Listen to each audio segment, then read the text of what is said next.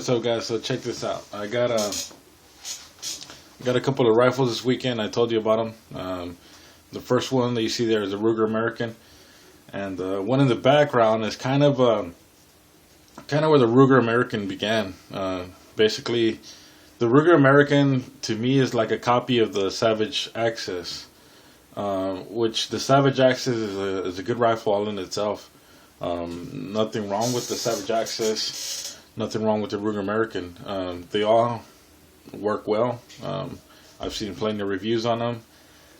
This is not really a review. I'm just kind of showing you the rifles the way I have them set up right now before anything.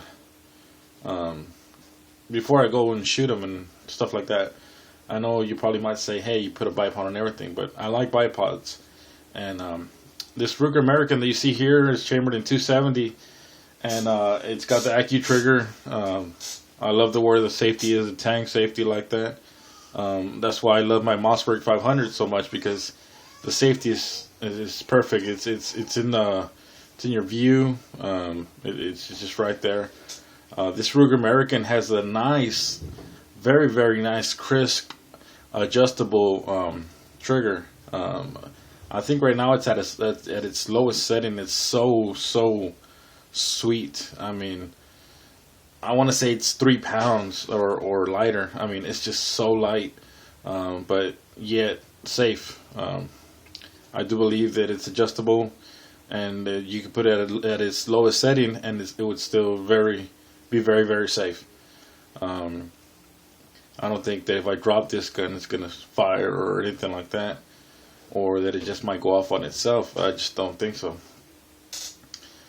I have it kind of set up for me. I like the eye relief on the Nikon scope. It's a Pro Staff Nikon. Very nice scope. I think, yeah, it's a. Let me check really quick.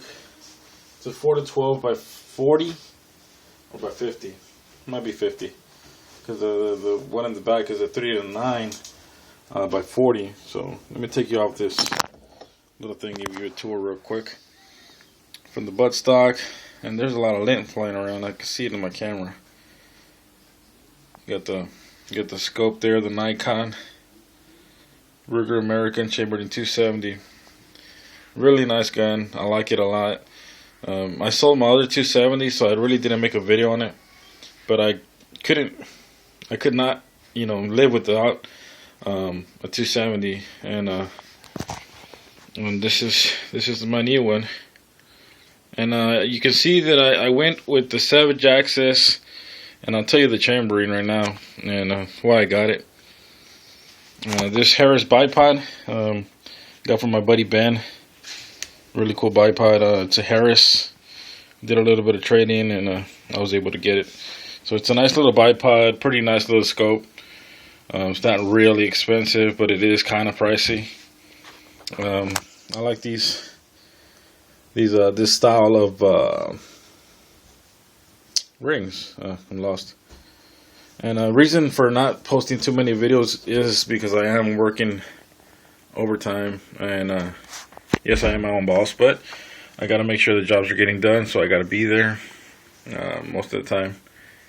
But the reason I went with the Savage Axis, here, let me pause this for a second, and I'll get back with you.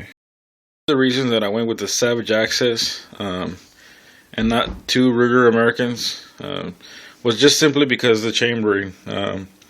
I can't find, and I don't think they make it, but this Savage Axis here is chambered in 223. So I wanted to have a rifle chambered in the same caliber as my AR, simply just so I could shoot the 223 cartridge and not feel too guilty if I shoot too many. Just something in the back of the head. There's always a good reason to buy a rifle, and that's mine. So take it for what it is. I mean, it's might be a lame ass excuse, but it's mine. And let me see if I could get you to see the reticle. The light's flashing. You can't really see it, but let me check this camera light off, and we'll get to it. Okay, so here we have the lens. I like the eye relief on it. and it is a lit up reticle. It's a Bushmaster. It's a Bushnell scope. It's got green and it's got red. I like the green. It lights up really nice in the daytime, and the reticle is pretty cool. But yeah, it's got settings. Excuse the shakiness, but yeah, just all black or red or green. Real Christmassy. So let me see if I can show you the reticle on the Savage. But I meant to say Ruger American.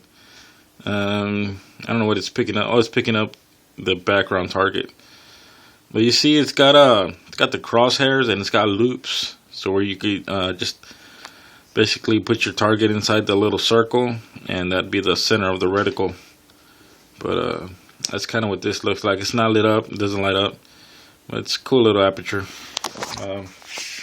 Overall, I mean, I like both guns, and kind of in the phase of like bolt actions. It really seems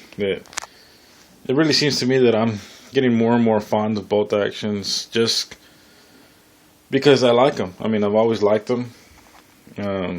Just the matter of the fact is that, you know, they're just cool guns, that they won't go out of style. They'll never go out of style.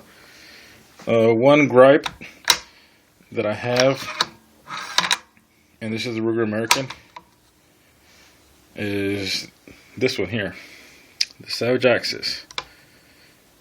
This the bolt goes up a little too high, a little more than the Ruger American. See how this clears the scope with ease? And by the way, they're really slick, both of them. They got the, see, but this one, it hits right there. Let me get the light on. See, this one hits right there. So you go up, and when you're coming out, it rides, and there's a little scratch on the scope already. That's the only thing that I don't like. And I don't want to put like really high rings on it to get it to clear, so I'll just live with it. No big deal. It's not gonna, I mean, I don't know if it'll affect the accuracy or not. Maybe it might tilt the scope a little bit. It probably won't. For the shooting I'm gonna do, 100, 200 yards, I don't need it. You know, I don't need it to not rub or whatever, or get higher rings. I'm just gonna leave it like that. But it's just a quick little look, and I'll get a thorough review of my opinion. Basically not a review, but an opinion of mine. Once I shoot them, I'll let you know how the recoil is and stuff like that. But 270, not too bad, and 223, really not bad at all. I mean, it's gonna be awesome. So, all right, guys, have a good one.